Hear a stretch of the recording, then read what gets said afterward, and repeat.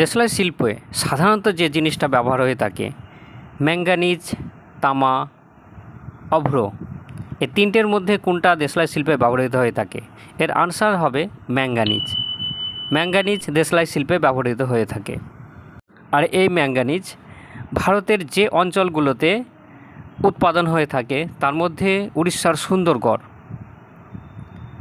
এরপরে আসবো উড়িষ্যার কোরাপুট, মহারাষ্ট্রের নাগপুর, মনসর এরিয়া, মধ্যপ্রদেশেও পাওয়া যায়, কর্ণাটকের চিত্রদুর্গ, অন্ধ্রপ্রদেশের শিবরাম, বিশাখাপত্তনম প্রভৃতি জেলাতে ম্যাঙ্গানিজ উৎপাদন অঞ্চল হিসাবে পরিচিত থাকে। ভারত ছাড়াও চীন, দক্ষিণ আফ্রিকা, অস্ট্রেলিয়া, কাজাখস্তান, গ্যাবন প্রভৃতি অঞ্চলগুলোতে যথেষ্ট পরিমাণে ম্যাঙ্গানিজ উৎপাদন হয়ে থাকে। ম্যাঙ্গানিজ শুধু দেশলাই শিল্পে ব্যবহৃত হয়ে থাকে সেটাই নয়, ড্রাই ব্যাটারি আধার নির্মাণের ক্ষেত্রেও, প্লাস্টিক বা ব্লিচিং পাউডার তৈরিতে ম্যাঙ্গানিজ ব্যবহার হয়ে থাকে। রঙিন কাঁচ তৈরির জন্য কাঁচ শিল্পে ম্যাঙ্গানিজের ব্যবহার দেখা যায়। রাসায়নিক শিল্পে বিভিন্ন প্রকার রং তৈরির জন্য ম্যাঙ্গানিজ ব্যবহার করা হয়ে থাকে। ম্যাঙ্গানিজ স্টিল নামে এক ধরনের ইস্পাত তৈরির জন্য ম্যাঙ্গানিজ ব্যবহার করা হয়ে থাকে।